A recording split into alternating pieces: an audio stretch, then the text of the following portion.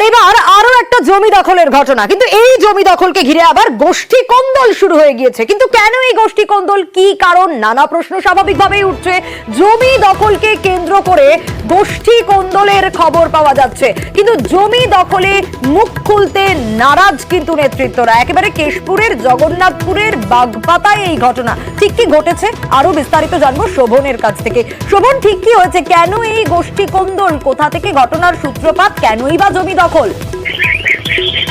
দেখো, যেটা জানা যাচ্ছে যে কেশপুরের অন্তর্গত জগন্নাথপুর গ্রাম পঞ্চায়েতের বাগপাতা গ্রাম, সেই গ্রামের 7 থেকে 8 জন তৃণমূল কর্মীর জমি, ওই অঞ্চলেরই তৃণমূলের পঞ্চায়েতে যে সদস্য মনোরঞ্জন খা, তার নেতৃত্বে বেশ কিছু জন ওই তৃণমূল কর্মীদের জমি প্রায় বিগত 1.5 মাস আগে দখল করে নেয়। এবং তারপরে কিন্তু যারা তৃণমূল কর্মীদের জমি দখল হয় তারা বিভিন্ন জায়গায় অভিযোগ জানিয়েছেন, ব্লক নেতৃত্বকে জানিয়েছেন, কিন্তু এখনো পর্যন্ত কোনো সুরাহা হয়নি। পুলিশেও অভিযোগ জানিয়েছেন, শেষমেশ তারা কিন্তু আদালতের দ্বারস্থ হয়েছেন তাদের জমি ফেরত পাওয়ার জন্য। যদিও এ নিয়ে এখনো পর্যন্ত তৃণমূলের ব্লক নেতৃত্ব কোন রকম মুখ খুলতে নারাজ, এবং যিনি অভিযুক্ত তৃণমূল পঞ্চায়েত সদস্য তিনিও এ বিষয়ে মুখ খুলতে নারাজ। তবে পঞ্চায়েত প্রধান যিনি রয়েছেন ওই অঞ্চলের, তিনি যেটা জানিয়েছেন যে যদি এই ধরনের ঘটনা ঘটে থাকে তাহলে তারা আইনানুগ ব্যবস্থা নিক, এবং যারা এই ঘটনার সঙ্গে যুক্ত তাদের বিরুদ্ধে যাতে ব্যবস্থা নেওয়া হয় প্রশাসনিকভাবে, সেটাও তারা চান। কিন্তু এখনো পর্যন্ত সেই ধরনের কোনো ব্যবস্থা গ্রহণ করা হয়নি ওই অভিযুক্ত তৃণমূল যিনি পঞ্চায়েতের সদস্য রয়েছেন তার বিরুদ্ধে। যদিও এই বিষয়ে এলাকার যিনি বিধায়ক রয়েছেন শিবলি সাহা এবং মন্ত্রী, তিনি জানিয়েছেন যে তিনি বিষয়টি জানতেন না এবং তার কাছে কোনো অভিযোগ আসেনি।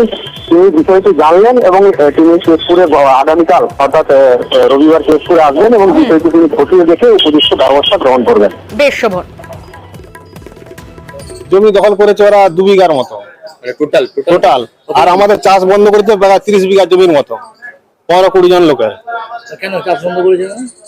আমরা সম্পত্তি নিয়ে দেবে জোর করে হুমকি দিচ্ছে, এবং আজ বাড়িতে ফিরে গেলে আমার দিকে বেঁধে নিয়ে রেস্টালি করতে নিয়ে যাবে, এরকম হুমকি দিচ্ছে। এই মুহূর্তে আমরা মনোরঞ্জন খান, উনি তৃণমূলের পঞ্চায়েত, গ্রাম পঞ্চায়েত।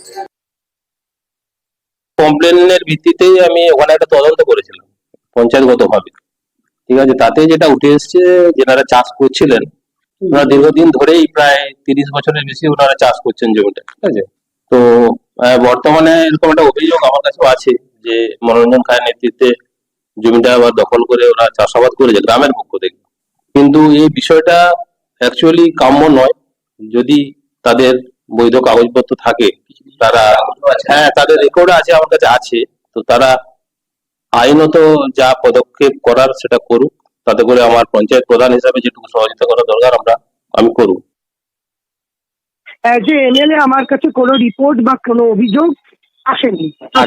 আমি সর্বতভাবে এর প্রতিবাদ জানাই। যে বা যারা যত বড় লিডার হোক বা কারুর যদি সাপোর্ট থাকে, সেটা আমার সরকার, আমার দল তাকে সমর্থন করে না। আইনানুগ ব্যবস্থা নেওয়া হোক এবং আইনের যা হবে সেটাই মেনে নিতে হবে।